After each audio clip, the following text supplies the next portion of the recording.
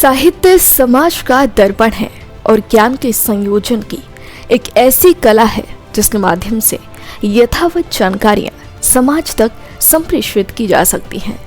जिस देश का साहित्य जितना समृद्ध होता है उसका इतिहास उतना ही गौरवशाली होता है।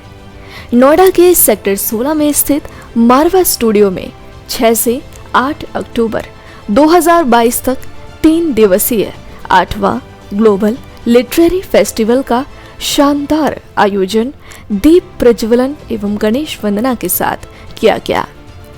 फेस्टिवल के पहले दिन साहित्य और समाज के बीच संबंधों पर चर्चा, साहित्य का समाज के लिए महत्व पर विशेष रूप से चर्चा हुई। मारवा स्टूडियो के संस्थापक एवं ICMAI के प्रेसिडेंट डॉक्टर संदीप मारवा ने कहा कि साहित्य समाज को यथार्थ रूप में दर्शाने का सबसे अच्छा और सरल माध्यम है। उन्होंने सभी से अपील करते हुए कहा कि हमें प्रतिदिन कुछ न कुछ पढ़ते और लिखते रहना चाहिए।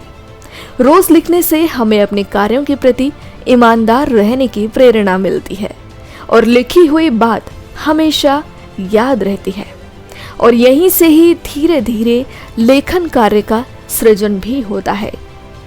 हमें साहित्य के महत्व को समझना चाहिए और साहित्य के प्रति रुचि भी जगानी चाहिए। इस कार्यक्रम में ICMAI के प्रेसिडेंट संदीप मारवा, मोई क्वा अंग म्यांमार के एम्बेसडर, एरमिया रेस्क्यू रोमानिया, प्रतिष्ठित जैन धर्मगुरु लोकेश मुनि, पूर्व राज्यपाल एवं सेवानिवृत्त जनरल JJ सिंह, राष्ट्रीय हेल्थ मिशन उत्तर प्रदेश के एडिशनल डायरेक्टर डॉक्टर हीरालाल, जाने माने लेखक प्रेम जन्मेजय, कार्यक्रम डायरेक्टर सुशील भारती सहित कई गणमान्य लोग उपस्थित रहे। कार्यक्रम में उपस्थित सभी अतिथियों ने संदीप मारवा के द्वारा साहित्य की दिशा में किए जा रहे कार्यों की खूब सराहना की।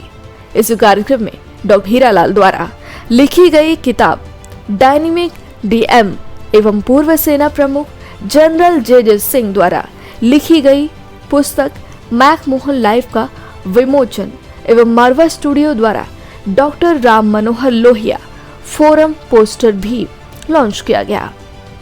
कार्यक्रम में शामिल हुए सभी अतिथियों को संदीप मारवा द्वारा स्मृति चिन्ह देकर सम्मानित किया गया। देखिए, ऐसा है कि साहित्य है तो समाज है, समाज है तो साहित्य है। दोनों एक दूसरे के पूरक हैं। जैसे मैंने पहले भी कहा, आज बोलते हुए भी वहाँ पर बोला था कि साहित्य जो है मनुष्य के सभ्य होने का उद्घोष है।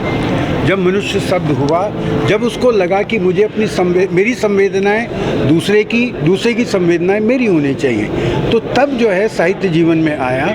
और साहित्य जो है वही वैश्विक सोच रखता है। ये कहीं नहीं होता। रूस का साहित्य भारत में जो आता है या भारत का साहित्य रूस में अनुदित होता है, वहाँ पे भाषा की दीवारें भी टूट जाती हैं। वहाँ पे देश काल की दीवारें, जब आप मानवीय सोच पे जाते हैं, क्या कारण है कि हमारी रामायण इंडोनेशिया में भी है, हमारी रामायण विभिन्न ट्रिनिडाड में चले जाए वहाँ पर है, आप मॉरिशस में चले जाए वहाँ पर है। क्यों है? उसका कारण मूलतः यही है कि साहित्य जो है वो दीवारों को नहीं मानता। साहित्य समाज का आईना है। आपने बहुत ही अच्छा स्पीच दिया, बहुत ही अच्छा लगा हमको। इसके बारे में तो देखिए, आर्ट एंड कल्चर, इसमें बहुत सारी चीज़ें समाहित हैं। तो आर्ट का मतलब क्या होता है? आर्ट का मतलब होता है हुनर। वो हुनर किसी प्रकार का हुनर हो, ठीक है। और कल्चर का मतलब होता है उसको कल्टीवेट करो। तो आपके जो अंदर आर्ट है उसको कल्टीवेट करो, मतलब कल्चर करो।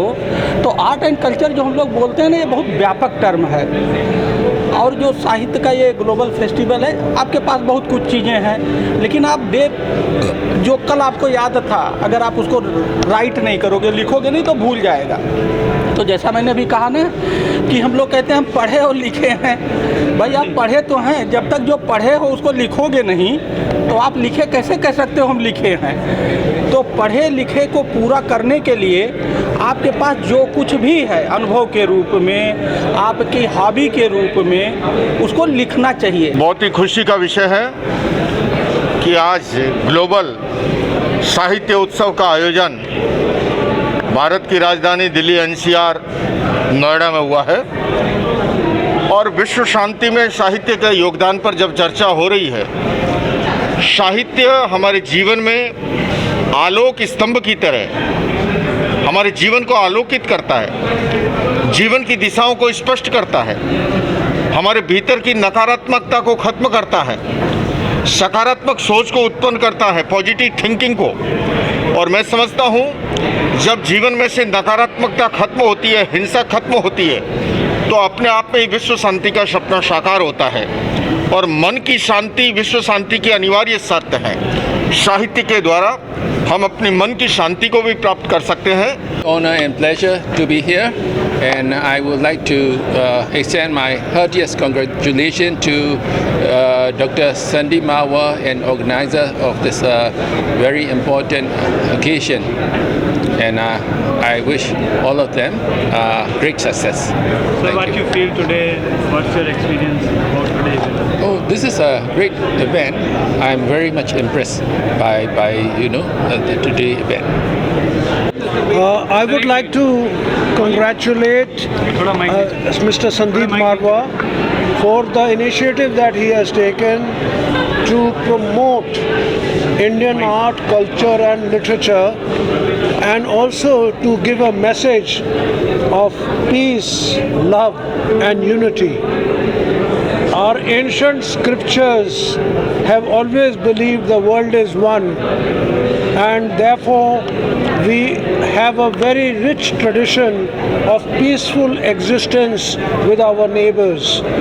And also the greatness of India is that we have been the fountainhead of many other religions other than Hinduism, that is Jainism, Buddhism, Sikhism, Islam and Christianity have also flourished. Even the Parsis who came from Persia have also found a home in India. Sir, love, peace and unity के through love and art and culture को आप क्या message देना चाहेंगे? हम लोगों ने हमेशा ये माना है कि जो कला और जो संस्कृति है वो सिर्फ देश को ही नहीं बल्कि देशवासियों को और पूरी दुनिया को जोड़ती है। और यही वजह है कि 1993 में जब हम लोगों ने ये लाइन, ये फ्रेज जब दुनिया को दिया था, love, peace and unity through art and culture, उसको हमने बड़े सीरियसली खुद लिया। और आज हम ये बड़े खुशी से कह सकते हैं कि हमने तकरीबन 7,500 इवेंट ऐसे किए हैं जिनकी byline love, peace and unity art and culture से जुड़ी हुई है। हमारा मकसद ही यही है कि हम देश को और दुनिया को ये संदेश देना चाहते हैं कि आप पूरी दुनिया को इन तीनों चीज़ों को सामने ला सकते हैं कलाओं के ज़रिए। और चाहे वो फिल्म हो, टीवी हो, मीडिया हो, आर्ट हो, कल्चर हो, कोर कल्चर का और आर्ट का कोई भी हिस्सा। सर, ग्लोबल फिल्म फेस्टिवल जो आज किया गया है, कई डिग्निटरीज आए, क्या कुछ कहेंगे किस तरीके का इस बार खास रहेगा इस मेले में? हम लोगों को पिछले 8 साल हो गए इस पूरे मेले को तैयार करते हुए, और ये हमारा सौभाग्य है कि हम लोग इस मकाम तक पहुँचे हैं कि आज 8वां ग्लोबल लिटरेरी फेस्टिवल नोएडा 2022 का उद्घाटन बड़े अच्छे लोगों के करकमलों द्वारा हुआ। और देश भर और दुनिया भर से इस बार फिर से लोग यहाँ पर मौजूद हैं, जबकि पेंडेमिक के बाद अभी भी वीज़ा मिलने और विदेशों में जाने की अभी हल्की सी दहशत बची हुई है।